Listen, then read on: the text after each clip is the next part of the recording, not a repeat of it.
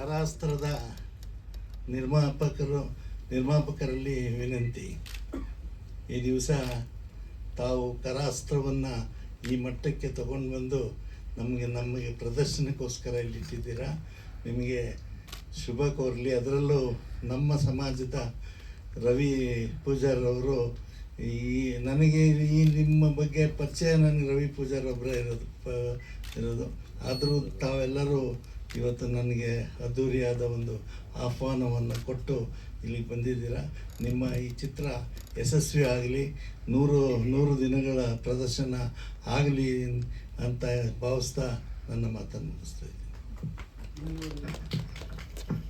Ravi sir, ಮಾತಾಡಿ. ಈ ಕರಾಸ್ತ್ರ ಅನ್ನೋ ಏನು ಚಲನಚಿತ್ರ ಇದೆ, ಇದ್ರ ಹಿಂದೆ ಬಹಳಷ್ಟು ಒಂದು ಶ್ರಮ ಇದೆ. ಎಲ್ಲ ರಿಯಲ್ ಆಗಿ ಇಲ್ಲಿ ಕರಾಟೆ ಪಟುಗಳಿದ್ದಾರೆ ಮತ್ತು 3 ಶೇಡಿನ ಒಂದು ಕಾಂಬಿನೇಷನ್ ಇರೋ ಚಿತ್ರ ಇದು. ಹಳೆಯ ಕಾಲದ್ದು ಮತ್ತು ಈಗ ಇರ್ತಕ್ಕಂಥ ಪ್ರೆಸೆಂಟು, ಅದರ ಜೊತೆಗೆ ನಮ್ಮ ಧಾರ್ಮಿಕ ಭಾವನೆಗಳು. ಇವತ್ತಿನ ಕಾಲದಲ್ಲಿ ಹೆಣ್ಮಕ್ಳು ತಮ್ಮ ಸ್ವರಕ್ಷಣೆ ಹೆಣ್ಣು ಮಕ್ಕಳಿಗೆ ಎಷ್ಟು ಮುಖ್ಯ ಮತ್ತು ಸೆಲ್ಫ್ ಡಿಫೆನ್ಸ್ ಏನಂತಾರೆ ಆ ಒಂದು ನಿಟ್ಟಿನಲ್ಲಿ ಎಲ್ಲರೂ ಹೆಣ್ಮಕ್ಳು ಈಗ ಕಂಪಲ್ಸರಿ ಅಂದರೆ ಬಹಳ ಮುಖ್ಯವಾಗಿ ಇಂತಹ ಒಂದು ಕರಾಟೆಯನ್ನು ನಾವು ಕಲಿಬೇಕು ನಮ್ಮ ಆತ್ಮರಕ್ಷಣೆಗೋಸ್ಕರ. ಇದು ಒಂದು ಸಾಮಾಜಿಕ ಕಳಕಳಿ ಇರ್ತಕ್ಕಂಥ ಚಲನಚಿತ್ರ. ಈ ಚಲನಚಿತ್ರ ಮಾಡಬೇಕಾದ್ರೆ ಅನೇಕ ಕರೋನಾ ಟೈಮಲ್ಲಿ ಈ ಚಲನಚಿತ್ರ ಸ್ಟಾರ್ಟ್ ಮಾಡಿದ್ರು ನಮ್ಮ ಸಹೋದರ. ಹೀಗಾಗಿ ಬಹಳಷ್ಟು ಸಂಕಷ್ಟಗಳ ನಡುವೆ ಈ ಒಂದು ಚಲನಚಿತ್ರವನ್ನು ತಯಾರು ಮಾಡಿದ್ದಾರೆ. ಈ ಇಡೀ ತಂಡಕ್ಕೆ ಒಳ್ಳೆಯದಾಗಲಿ. ಈ ಚಲನಚಿತ್ರ ಯಶಸ್ವಿಯಾಗಿ 100 ದಿನಗಳಕ್ಕಿಂತ ಹೆಚ್ಚು ಕಾಲ ಯಶಸ್ವಿಯಾಗಿ ಪ್ರದರ್ಶನ ಕಾಣಲಿ ಅಂತ ಈ ಸಂದರ್ಭದಲ್ಲಿ ಹಾರೈಸ್ತಾ, ನನ್ನನ್ನು ಇಲ್ಲಿ ಕರೆದು ಈ ಒಂದು ಕಾರ್ಯಕ್ರಮದಲ್ಲಿ ಭಾಗಿಯಾಗಲಿಕ್ಕೆ ಅವಕಾಶ ಮಾಡಿಕೊಟ್ಟಂತ ಎಲ್ರಿಗೂ ವಂದಿಸಿ ನನ್ನ ಒಂದೆರಡು ಮಾತುಗಳನ್ನು ಮುಗಿಸ್ತೇನೆ. ಜೈ ಹಿಂದ್, ಜೈ ಕರ್ನಾಟಕ.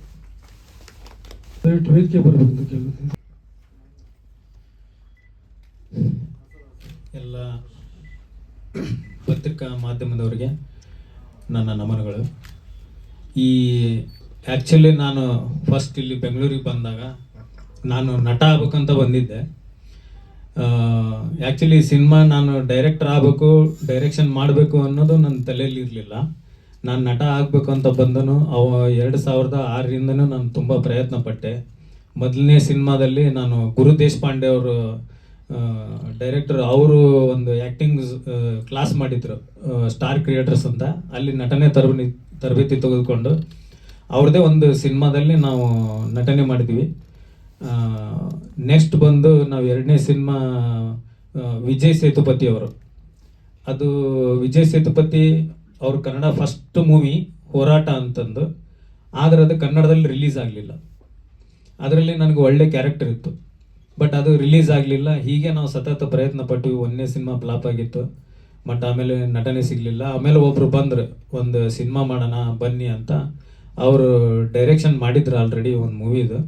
ಬಟ್ ನಮ್ಮನ್ನು ಕರೆದು ಡೈರೆಕ್ಷನ್ ಮಾಡ್ತೀವಿ ಅಂತ ಅವ್ರು ಏನು ಮಾಡಿದ್ರು, ನಮ್ಮ ಕಡೆ ಇರೋವೆಲ್ಲ ಸ್ವಲ್ಪ ದುಡ್ಡೆಲ್ಲ ಖರ್ಚಾಗೋವರೆಗೂ ಜೊತೆ ಕರ್ಕೊಂಡು ಅಡ್ಡಾಡಿದ್ರು, ಎಲ್ಲ ಮಾಡಿದರು, ಮುಹೂರ್ತ ಮಾಡಿದರು. ಆಮೇಲೆ ನಮ್ಮನ್ನು ಕೈ ಬಿಟ್ಬಿಟ್ರು.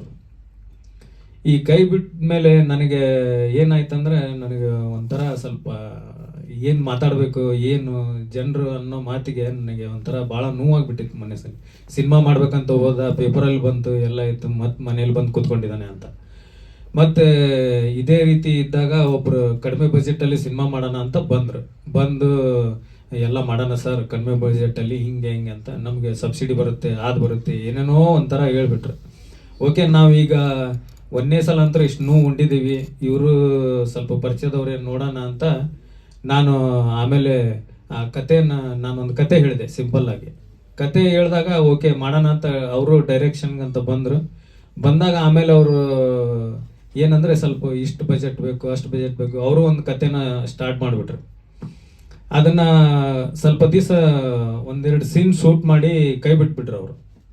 ಆವಾಗ ನಾನು ಏನು ಮಾಡಿದೆ, ಇದು ಅವ್ರು ಬಿಟ್ಟ ತಕ್ಷಣ ಏನು ಮಾಡೋಕ್ಕಾಗಲ್ಲ ಸರ್, ಅಷ್ಟು ಬಜೆಟ್ ಬೇಕು, ಇಷ್ಟು ಬಜೆಟ್ ಬೇಕು, ಹಾಗೆ ಹೀಗೆ ಅಂತ ನನಗೆ ಗೊತ್ತಾಯಿತು. ನನ್ನ ಹತ್ರ ಇರೋ ದುಡ್ಡನ್ನು ಸ್ವಲ್ಪ ಬಳಸ್ಕೊಂಡು ಎಲ್ಲ ಆದಮೇಲೆ ಅವ್ರದ್ದು ಬಣ್ಣ ತೋರ್ಸೋಕ್ಕೆ ಶುರು ಮಾಡಿದ್ರು. ನಾನು ಆಮೇಲೆ ಕುತ್ಕೊಂಡಾಗ ಏನಾಯ್ತು, ಈಗ ಮಕ್ಕಳನ್ನೆಲ್ಲ ಕರೆದ್ಬಿಟ್ಟಿದ್ದೀನಿ, ಶೂಟಿಂಗ್ ಮಾಡಿದ್ದೀನಿ, ನನಗೇನಿಲ್ಲ. ನಮ್ಗೆ ಈ ಕೆಲವೊಂದು ಸಂಬಂಧಿಕರಲ್ಲಿ ಕೆಲವೊಂದು ಮಾತುಗಳು ಇವೆಲ್ಲ ನೆನೆಸ್ಕೊಂಡು ಒಂಥರ ಬೇಜಾರಾಗೋದು, ಯಾರಿಗೆ ಹೇಳೋಣಪ್ಪ ಇದು ಅಂತ. ದುಡ್ಡು ಬೇರೆ ಎಲ್ಲ ಕಳ್ಕೊಂಡ್ಬಿಟ್ಟಿದ್ದೀವಿ. ಈಗ ನೆಕ್ಸ್ಟ್ ನಾನು, ಯಾಕಂದರೆ ನನ್ನ ಪ್ರೊಫೆಷ್ನಲ್, ನಾನು ಕರಾಟೆ ಮಾಸ್ಟ್ರು. ನಮ್ಮ ಕರಾಟೆಯಲ್ಲಿ ಒಂದು ಗ್ರ್ಯಾಂಡ್ ಮಾಸ್ಟರ್ ಒಂದು ಮಾತು ಹೇಳಿದ್ದಾರೆ, ಶುಟೋಕನ್ ಗ್ರ್ಯಾಂಡ್ ಮಾಸ್ಟರ್ ಅಂತ, ಗಿಚಿನ್ ಫುನಾಕೋಶಿ ಅವರು ಅಂತ. ಎಲ್ಲ ಮಾಡೋನು ಕರಾಟೆ ಮಾಡೋಕ್ಕಾಗಲ್ಲ, ಕರಾಟೆ ಮಾಡೋನು ಎಲ್ಲ ಮಾಡ್ಬೋದು ಅಂತ. ಆ ಒಂದು ಮಾತು ಇದ್ದಾಗ ನಾನು ಏನು ಮಾಡಿದೆ, ನನಗೆ ಮಕ್ಕಳನ್ನ ಕರ್ಕೊಂಡು ಯಾರು ಹಿಂಗೆ ನಟನೆ ಮಾಡಿ ನಟನೆಗಂತ ಬಂದು ನೋವು ಉಂಡೋರು ಏನಿದಾರಲ್ಲ ಅವ್ರನ್ನೆಲ್ಲ ಕರ್ಕೊಂಡು ಕೆಲವೊಬ್ಬರಿಗೆ ನಾನೇ ಉತ್ತರ ಕರ್ನಾಟಕ ಪ್ರತಿಭೆಗಳನ್ನು ಎಲ್ಲರನ್ನೂ ಒಟ್ಟಿಗೆ ಸೇರಿಸಿ ಅವ್ರಿಗೆ ನಟನೆ ತರಬೇತಿ ಕೊಟ್ಟೆ. ಇವರೆಲ್ಲ ಆ್ಯಕ್ಟಿಂಗ್ ಇದು ಆ್ಯಕ್ಟಿಂಗ್ ಕ್ಲಾಸ್ ಏನು ಸೇರ್ಕೊಂಡಿಲ್ಲ. ನಾನೇ ಅವ್ರಿಗೆ ಎಲ್ಲರಿಗೂ ಕರಾಟೆ ಸ್ಟೂಡೆಂಟ್ಸ್ಗೆ ಮತ್ತು ನನ್ನ ಫ್ರೆಂಡ್ಸ್ಗೆ ಎಲ್ಲರಿಗೂ ನಾನು ನಟನಾ ತರಬೇತಿ ಕೊಟ್ಟು ಅವ್ರನ್ನೇ ಎಲ್ಲ ತೊಗೊಂಡು ನಾನೊಂದು ಕತೆ ಮಾಡಿ ಎಲ್ಲ ಕೆಲವರು ಟೆಕ್ನಿಷಿಯನ್ಸ್ನ ಇವ್ರನ್ನ ಕರ್ಕೊಂಡು ಎಲ್ಲ ಶೂಟ್ ಮಾಡಿದ್ವಿ. ಕಂಪ್ಲೀಟ್ ಆಯಿತು ಸಿನಿಮಾ ಕಂಪ್ಲೀಟ್ ಆದಮೇಲೆ ಏನಾಯ್ತು ಅಂದರೆ ನಮ್ಮದು ಹಾರ್ಡ್ ಡಿಸ್ಕ್ ಹೊಡೆದೋಯ್ತು ಸಿನಿಮಾಂತು. ಆಮೇಲೆ ಮತ್ತೆ ಇನ್ನೊಂದು ಟೆನ್ಷನ್ ಸ್ಟಾರ್ಟ್ ಆಯ್ತು ನನಗೆ, ಇದನ್ನು ಹಾರ್ಡ್ ಡಿಸ್ಕ್ ಹೋಯ್ತು, ಎಷ್ಟೋ ಫುಟೇಜ್ ಹೋದ್ವು, ಏನು ಮಾಡೋದು, ರೀಶೂಟ್ ಮಾಡೋಕ್ಕಾಗಲ್ಲ, ಈ ಥರ ಒಂದು ಯಾಕೋ ಭಾಳ ತೊಂದರೆ ಆಗ್ತಾ ಇದೆ ಅಂತಂದು. ಅದು ಏನಂದರೆ ಕೊನೆಗೆ ನಾನು ಹೇಳೋಕ್ಕಾಗ್ತಾ ಇಲ್ಲ ನಿಮಗೆ ಅದು ಎಷ್ಟು ನಾವು ನೋವು ಅನುಭವಿಸಿದ್ದೀವಿ ಅಂತ. ಕೊನೆಗೆ ಆಮೇಲೆ ನಾನು ಒಂದು 6 ಮಂತ್ ಟೈಮ್ ತೊಗೊಂಡು, ಕೆಲವೊಂದು ಫುಟೇಜ್ ಇರಲಿಲ್ಲ, ಏನೂ ಇರಲಿಲ್ಲ. ಆಮೇಲೆ ನಾನೊಂದು ಐಡಿಯಾ ಮಾಡಿ ಅದನ್ನು ಏನು ಮಾಡಬೇಕು, ಕುತ್ಕೋಬಾರ್ದು ಸುಮ್ಮನೆ ಅಂತ, ಆ ಕಥೆನ ಸ್ವಲ್ಪ ಬದಲಾವಣೆ ಮಾಡಿಕೊಂಡು ಮತ್ತೆ ಕೆಲವೊಂದು ಶಾರ್ಟ್ಸ್ನ ಒಂದೆರಡು ಸೀನ್ನ ಶೂಟ್ ಮಾಡಿಕೊಂಡು ಅದನ್ನು ಕಂಪ್ಲೀಟ್ ಮಾಡಿದೆ. ಸಿನಿಮಾ ಕಂಪ್ಲೀಟ್ ಮಾಡಿ ಅದೆಲ್ಲ ಸ್ವಲ್ಪ ಟೆಕ್ನಿಷಿಯನ್ಸ್ ಏನೇನೋ ಮಾಡಿ ಕೆಡಿಸಿದ್ರು. ನಮಗೆ ಗೊತ್ತಿಲ್ಲ, ಶೂಟ್ ಅಂದ್ರೆ ಆಗ್ಬಿಟ್ಟಿದೆ, ನಮ್ಗೆ ಕ್ಯಾಮ್ರಾ ವರ್ಕ್ ಹೆಂಗಿರುತ್ತೆ ಏನು ಅದರಲ್ಲಿ ನಮ್ಗೆ ಆಳವಾದ ವಿಷಯಗಳು ಗೊತ್ತಿರಲ್ಲ ನಮಗೆ. ಆಮೇಲೆ ನಾನು ಅದೇ ಸಮಯದಲ್ಲಿ ಈ ಪ್ರಜಾವಾಣಿ ಮತ್ತು ಉದಯವಾಣಿ ಒಳಗೆ ಒಂದು ಆರ್ಟಿಕಲ್ ಬಂದಿತ್ತು, ಸಿನಿಮಾ ಹೊಸದಾಗಿ ಸಿನಿಮಾಗೆ ಬಂದವ್ರಿಗೆ ಏನೇನು ತೊಂದರೆ ಆಗುತ್ತೆ, ಯಾವ ಥರ ಅವ್ರಿಗೆ ಯಾಕೆ ಫ್ಲಾಪ್ ಆಗ್ತವೆ ಕತೆಗಳು ಎಲ್ಲ ನೋಡ್ಕೊಂಡೆ ನಾನು. ಅದನ್ನೆಲ್ಲ ನೋಡ್ಕೊಂಡಾದ್ಮೇಲೆ ಸರಿ ಅಂತ ನನಗೆ ಎಲ್ಲ ನಂದು ಹಿಂಗೆ ಸಿನಿಮಾ ಆಗಿದೆ, ಇದು ನೋಡ್ಕೊಂಡು ನಂದು ಇನ್ನು ಸಿನಿಮಾ ತೆಗಿಯೋಕ್ಕಾಗಲ್ಲ ಅಂತ ಹೇಳಿದಾಗ ನಾನು ಹೇಮಂತ್ ಕುಮಾರ್ ಅವರು ಭೇಟಿ ಆದೆ. ಅವರೆಲ್ಲ ನೋಡಿದ್ರು, ಸರ್ ಸಿನಿಮಾ ಚೆನ್ನಾಗಿದೆ, ನೀಟಾಗಿ ಮಾಡಿದ್ದೀರಾ, ಹೆದರ್ಕೋಬೇಡಿ ಅಂತ ಅವ್ರು ನನಗೆ ತುಂಬ ಸಹಾಯ ಮಾಡಿದರು. ಅವರಿಂದ ನನಗೆ ರಾಜ್ ಭಾಸ್ಕರ್ ಸರ್ ಸಿಕ್ಕರು, ಮ್ಯೂಸಿಕ್ ಡೈರೆಕ್ಟರ್ ಸರ್. ಅವರು ಅದಕ್ಕೆ ಭಾಳ ಜೀವ ತುಂಬಿ ಎಲ್ಲ ನೀಟಾಗಿ ಮಾಡಿದ್ದಾರೆ. ಬಟ್ ಆದ್ರೆ ನಾ ಈ ಸಿನಿಮಾದಿಂದ ಭಾಳ ಕಲ್ತಿದ್ದೀನಿ. ನಾನು ಡೈರೆಕ್ಟರ್ ಆಗ್ಬೇಕಂತ ನಾನು ಈ ಸಿನಿಮಾ ಮಾಡಿದ್ದಿಲ್ಲ, ನಟ ಆಗ್ಬೇಕಂತ ಮಾಡಿದ್ದೆ. ಕೊನೆಗೆ ನಾನೇ ಡೈರೆಕ್ಟರು, ಸ್ಟೋರಿ ರೈಟರು, ಡೈಲಾಗ್ಸ್ ಎಲ್ಲ ಪ್ರತಿಯೊಂದು ನಾನೇ ಮಾಡಿದೆ ಕೆಲಸನ. ಸೊ ಯಾಕಂದರೆ ಇದನ್ನು ಫಸ್ಟ್ ಸಿನಿಮಾಕ್ಕಿಂತ ನಾನು ಮುಂಚೆ ಯಾಕೆ ಹೇಳಿದೆ ಅಂದರೆ, ನನಗೆ ಆ ಪೇಪರಲ್ಲಿ 2 ಪೇಪರಲ್ಲಿ ನಾನು ಓದಿರೋದು ನನಗೆ ಸ್ವಲ್ಪ ಏನಂದರೆ ನನಗೆ ಒಂದು ಜ್ಞಾನ ಬಂತು ನನಗೆ. ಏನಂದರೆ ಅದನ್ನು ಒಬ್ಬ ಪ್ರೊಡ್ಯೂಸರ್ ಹೊಸದಾಗಿ ಸಿನಿಮಾ ಮಾಡ್ಬೇಕಂತ ಬರ್ತಾರೆ, ಅವ್ರಿಗೆ ಏನೇನೋ ಹೇಳಿ ಭಾಳಷ್ಟು ಸಾವಿರ ಸಿನಿಮಾ ನಾನು ನೋಡಿದ್ದೀನಿ, ಎಷ್ಟೆಷ್ಟೋ ಸಮಸ್ಯೆಗಳಿರುತ್ತೆ. ಈಗ ಏನಂತಂದರೆ ನಾನೇ ಕೊನೆಗೆ ಇದನ್ನು ನೋಡ್ಲಾರ್ದೇ ನಾನು ಸಿನಿಮಾದಲ್ಲಿ ಆ್ಯಕ್ಟಿಂಗ್ ಮಾಡಿದ್ದೆ. ಆಮೇಲೆ ನಾನು ಡೈರೆಕ್ಷನ್ ಮಾಡ್ತಾ ಎಷ್ಟೋ ವಿಷಯಗಳನ್ನು ತಿಳ್ಕೊಂಡು ಸಿನಿಮಾ ಮಾಡಿದ್ದೀನಿ. ಈ ಸಿನಿಮಾ ನನಗೆ ಒಂದು ರೀತಿ ತಪಸ್ಸಿದ್ದ ಹಾಗೆ, ನನಗೊಂದು ಸಾಧನೆ. ಆದರೆ ಇದನ್ನೆಲ್ಲ ಕಲ್ತಿದ್ದನ್ನು ನಾನು ಇದನ್ನ ಇಲ್ಲಿಗೆ ನಿಲ್ಲಿಸಲ್ಲ, ನಾನು ಒಳ್ಳೆ ಪ್ರೆಸೆಂಟೇಷನ್ ಕೊಡಬೇಕಂತ ನನ್ನ ಮನಸ್ಸಲ್ಲಿ ನಾನು ನಿರ್ಧಾರ ಮಾಡಿದ್ದೀನಿ. ಈ ಸಿನಿಮಾ ಇದು ಹೊಸ ಪ್ರತಿಭೆಗಳು ಎಲ್ಲರೂ ನನ್ನ ಸಿನಿಮಾದಲ್ಲಿ ಆ್ಯಕ್ಟಿಂಗ್ ಮಾಡಿದವರು, ಈಗ ನನ್ನಿಂದ ನಟನೆ ಕಲ್ತವರು, ಕೆಲವೊಬ್ರು ಬೇರೆ ಬೇರೆ ಸಿನಿಮಾದಲ್ಲಿ ಆ್ಯಕ್ಟಿಂಗ್ ಮಾಡ್ತಾ ಇದ್ದಾರೆ. ಅವ್ರದ್ದೆಲ್ಲ ಲೈಫ್ ಈಗ ಇಂಪ್ರೂವ್ಮೆಂಟ್ ಆಗಿದೆ.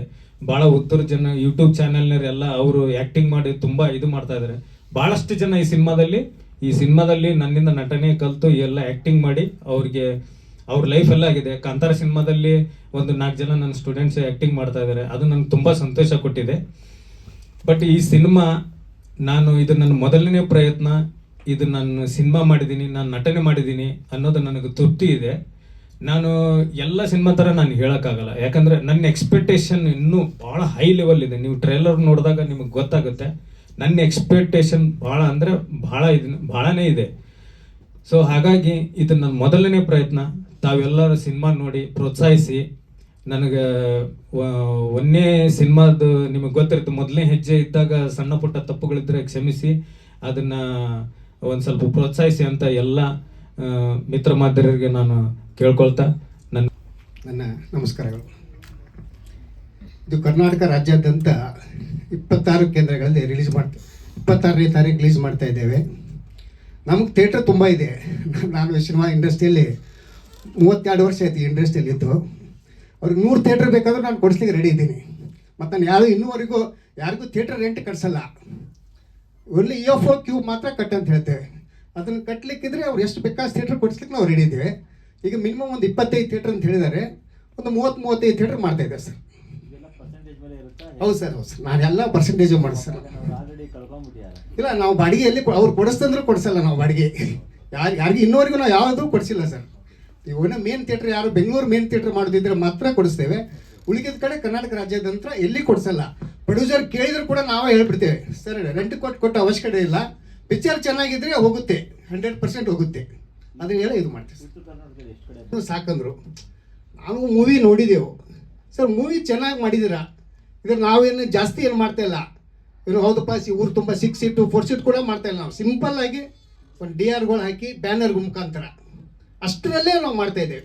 ರಿಲೀಸು ಕೂಡ ಒಂದು 2-3 ಲಕ್ಷದಲ್ಲೇ ಒಂದು 35-40 ಥಿಯೇಟ್ರ್ ಮಾಡ್ತಾ ಇದ್ದೇವೆ ಸರ್. ಹೆವಿ ಖರ್ಚು ಮಾಡಿಸ್ತಾ ಇಲ್ಲ. ಮೊದಲನೇದಾಗಿ ನಮ್ಮ ಕರಾಸ್ತ್ರ ಚಿತ್ರತಂಡಕ್ಕೆ ಹೃದಯಪೂರ್ವಕವಾಗಿ ಅಭಿನಂದನೆಗಳನ್ನ ಸಲ್ಲಿಸ್ತಾ ಇದ್ದೀನಿ. ತದನಂತರ ಮಾಧ್ಯಮ ಮಿತ್ರರಲ್ಲಿ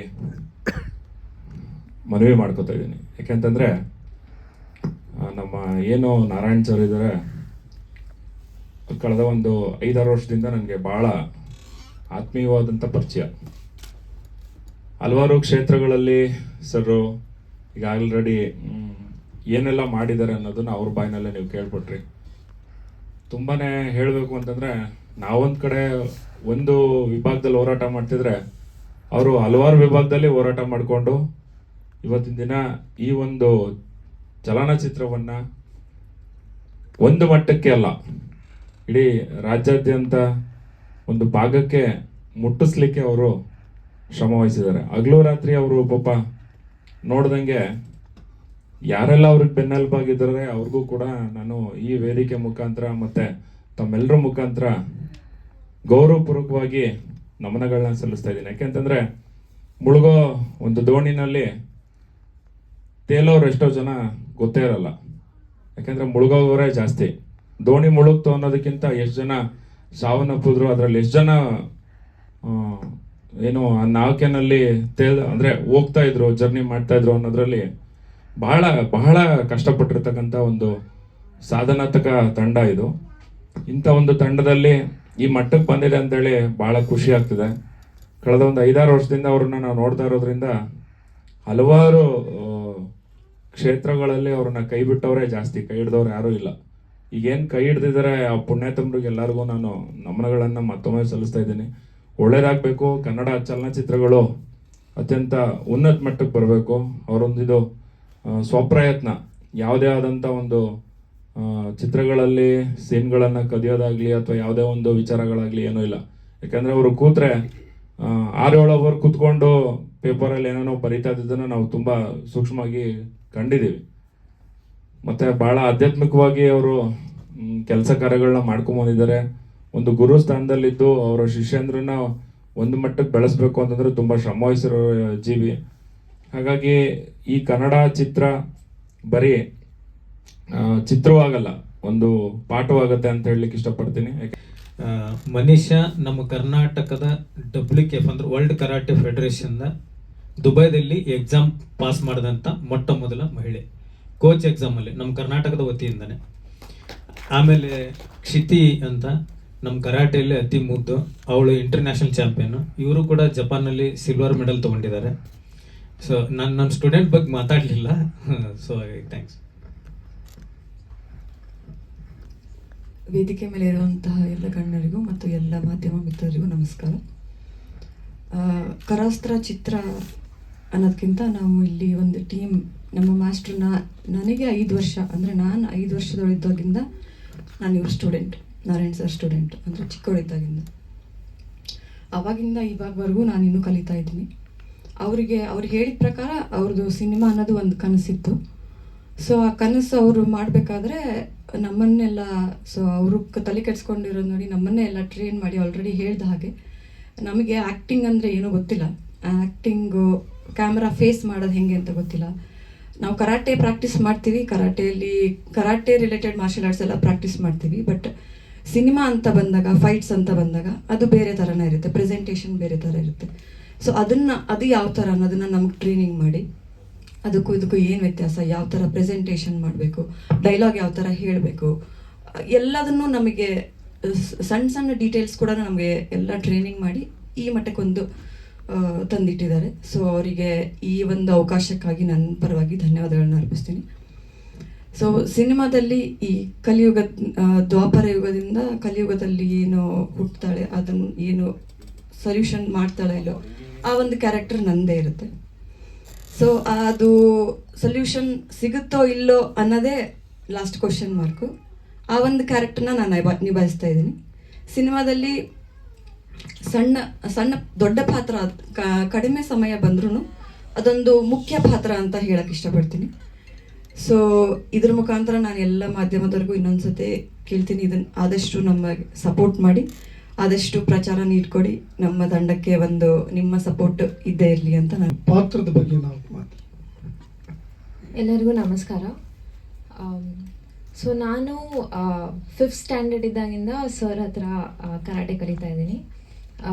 ಮೊದಲು ಕರಾಟೆ ಮಾಡ್ತಾ ಇದ್ದೆ, ಬಟ್ ಸರ್ ಸ್ಟೂಡೆಂಟ್ಸನ್ನು ಕಾಂಪಿಟಿಷನ್ಸಲ್ಲಿ ಮಾಡೋದು ನೋಡಿ ನನಗೆ ಇವರೇ ಬೇಕು, ಇವರೇ ಸರ್ ಆಗಬೇಕು ಅಂತ ನಾನು ಸರ್ ಹತ್ರ ಬಂದಿದ್ದು.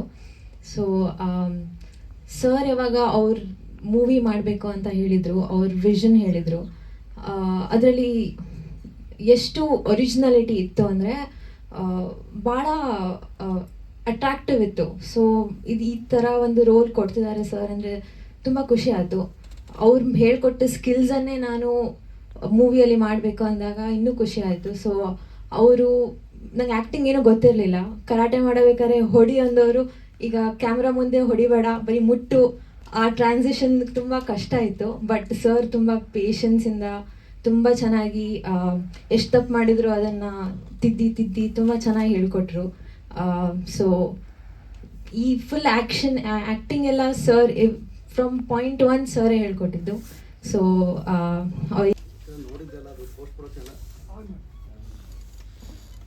ಚಿತ್ರ ನೋಡಿದ್ದಷ್ಟೆಲ್ಲ ಪೋಸ್ಟ್ ಪ್ರೊಡಕ್ಷನ್ ಎಲ್ಲ ನಾನೇ ನಿಂತು ಮಾಡಿದ್ದೇನೆ ಇದರದ್ದು. ಈ ಚಿತ್ರ ಪಾಪ ಅವರು ಉತ್ತರ ಕರ್ನಾಟಕದಿಂದ ಏನೋ ಬೇರೆ ಆಸೆ ಒಂದ್ಬಿಟ್ಟು ಬೇರೆ ಏನೂ ಇರಲಿಲ್ಲ ಅವ್ರ ಹತ್ರ. ಈ ಥರ ಮಾಡಬೇಕು, ಹಾಗೆ ಮಾಡಬೇಕು, ಈ ಥರ ಅಂತ ತುಂಬ ಇದು ಮಾಡ್ಕೊಂಡ್ಬಿಟ್ಟು ಯಾರೋ ಒಬ್ರು ರಾಂಗ್ ಹ್ಯಾಂಡ್ಸ್ ಅಂತೆಲ್ಲ ಆ ಥರ ಸಿಕ್ಕಾಕೊಂಡು ಎಲ್ಲ ದುಡ್ಡು ಎಲ್ಲ ಕಳ್ಕೊಂಡ್ಬಿಟ್ಟು ಪಾಪ ಫಿಲ್ಮ್ ಶೂಟಿಂಗ್ ಏನೋ ಮಾಡಿದ್ರು. ಅವ್ರು ಶೂಟಿಂಗ್ ಫಿಲ್ಮ್ ಮಾಡಿರೋದು ನೋಡಿದರೆ ಒಂದು 5 ತಾಸು ಫಿಲ್ಮ್ ರಿಲೀಸ್ ಮಾಡ್ಬೋದಾಗಿತ್ತು, ಅಂದರೆ 5 ತಾಸಿನ ಫಿಲ್ಮ್ ಮಾಡ್ಬೋದಾಗಿತ್ತು, ಅಷ್ಟು ಫುಟೇಜನ್ನು ತೊಗೊಂಡು ಬಂದಿದ್ರು. ಆಮೇಲೆ ಅದೆಲ್ಲ ಎಡಿಟಿಂಗ್ ಎಲ್ಲ ಮಾಡ್ಕೊಂಡು ಬಂದಿದ್ರು, ಅದೆಲ್ಲ ತುಂಬ ತಪ್ಪು ಇದಾಗ್ಬಿಟ್ಟಿತ್ತು. ಕೊನೆಗೆ ಅವ್ರಿಗೆ ಬೇಜಾರಾಗ್ಬಿಟ್ಟು ಏನೋ ಒಂದು ಇದು ಮಾಡ್ಕೊಂಡಾರು. ಒಳ್ಳೆ ಆ್ಯಕ್ಷನ್ಸ್ ಇತ್ತು ಫಿಲ್ಮಲ್ಲಿ, ಒಳ್ಳೆ ಚೆನ್ನಾಗಿ ಫೈಟ್ಸ್ ಎಲ್ಲ ಆಗಿತ್ತು. ಅದೆಲ್ಲ ನೋಡಿಬಿಟ್ಟು ಕೊನೆಯಿಂದ ಇದರಂತ ನನ್ನ ಹತ್ರ, ನಾನು ಹೇಗೋ ಪರಿಚಯ ಆಗ್ಬಿಟ್ಟು ನನ್ನ ಹತ್ರ ಬಂದರು. ಯಾಕೆಂದರೆ ನಮ್ಮ ಫಾದರ್ ಬ್ಯಾಡಿಗೆಯಲ್ಲಿದ್ದರು, ಅವರು ಬ್ಯಾಡಿಗೆಯವರೇ, ನಮ್ಮ ತಂದೆ ಮಿನಿಸ್ಟರ್ ಆಗಿದ್ರು ಅಲ್ಲಿ.